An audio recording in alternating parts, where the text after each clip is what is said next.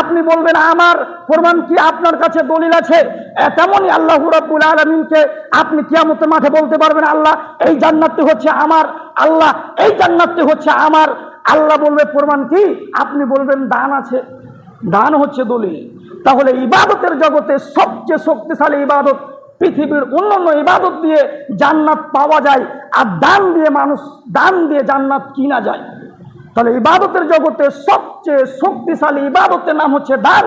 যে ইবাদত দিয়ে আল্লাহ রাব্বুল আলামিন কি বলেছে যে জান্নাতে দলিল ঘোষণা করেছে, তারপরও যদি আপনার সালাত গ্রহণযোগ্য না হয়, যদি আপনার সালাত কবুল না হয়, তাহলে এত বড় পাওয়ারফুল, এত বড় ক্ষমতাধর ইবাদত আপনার কাজে আসবে না কিয়ামতের মাঠে, যদি আপনার সালাত গ্রহণযোগ্য না হয়।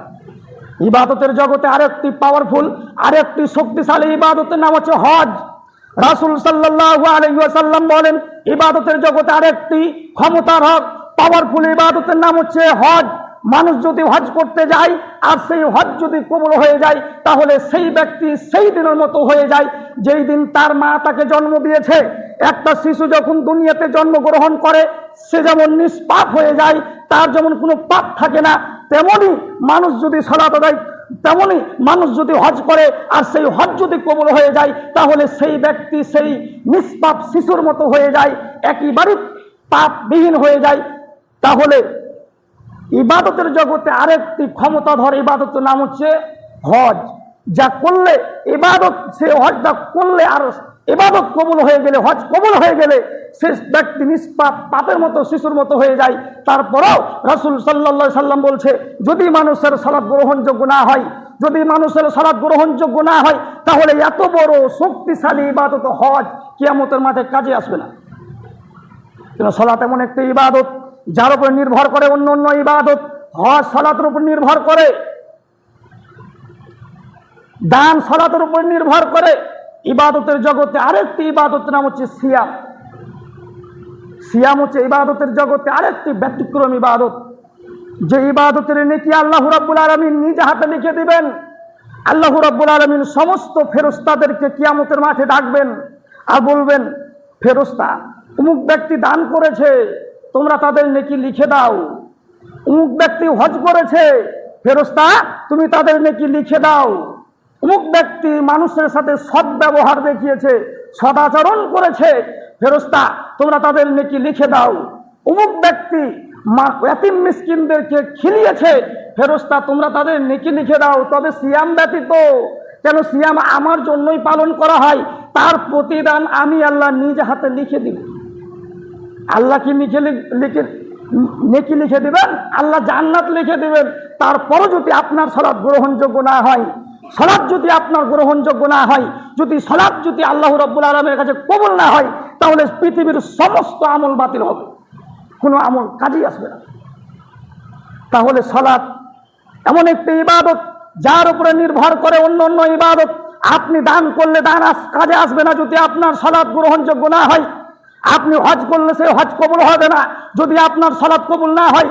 আপনি যাকাত দিবেন, সেই যাকাত আপনার কবুল হবে না যদি আপনার সালাত কবুল হয়। তাহলে সর্বপ্রথম ইবাদতের জগতে একমাত্র ব্যতিক্রম ইবাদতের নাম হচ্ছে সালাম, যা সালাত, যা মানুষের ব্যতিক্রম বুঝে না।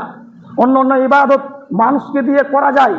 আপনি সিয়াম পালন করবেন, কিন্তু আপনি অসুস্থ, আপনি পরে পালন করেন, কিন্তু সালাত এমন একটা ইবাদত যে আপনি অন্যজনকে দিয়ে করাতে পারবেন না। যদি আপনি ভালো সুস্থ অবস্থায় থাকেন, তাহলে সে অবস্থায় সালাত আদায় করতে হবে। না পারলে আপনাকে বসে আদায় করতে হবে, না পারলে আপনাকে শুয়ে আদায় করতে হবে, না পারলে আপনাকে ইশারাই সালাত আদায় করতে হবে।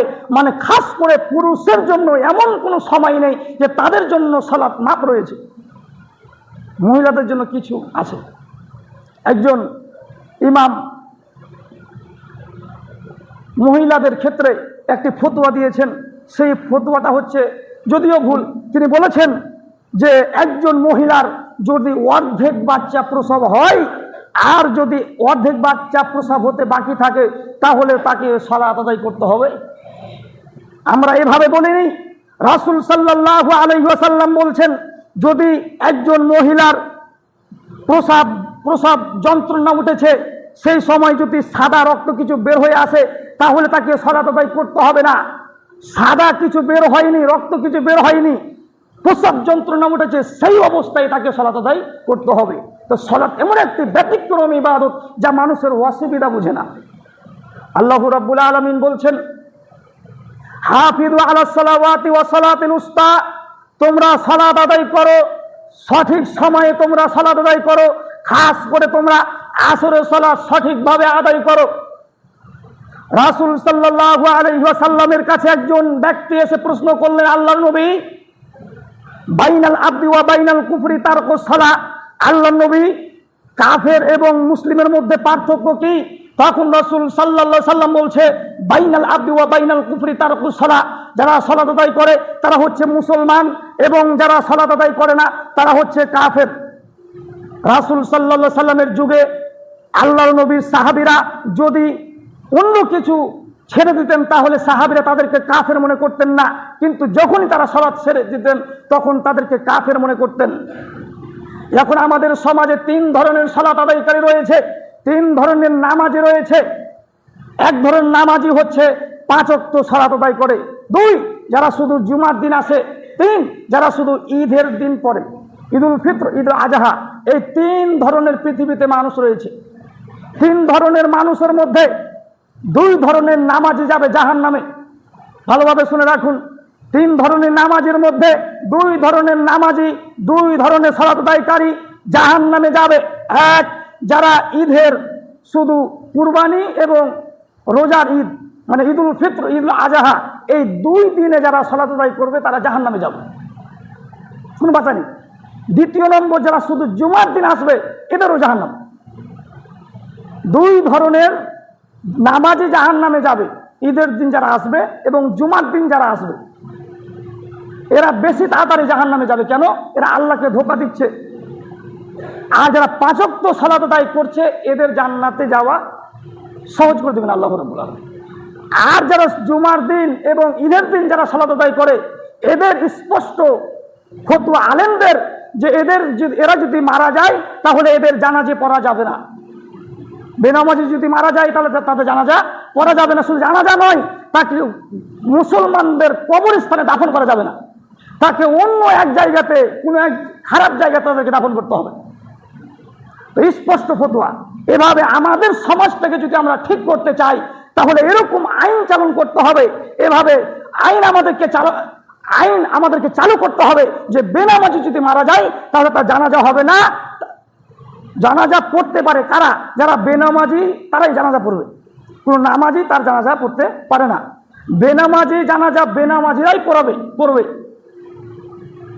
এভাবে আইন যদি আমাদের সমাজে আমরা চালু করি তাহলে কিছুটা হলেও নামাজি বাড়বে, সালাত আদায়কারী বাড়বে। কেন? সালাত এমন একটা ইবাদত যার উপরে নির্ভর করে অন্যান্য ইবাদত। যদি আপনি সালাত না আদায় করেন তাহলে পৃথিবীতে কোনো আমল আপনার কাজে আসবে না, জান্নাত হবেই না।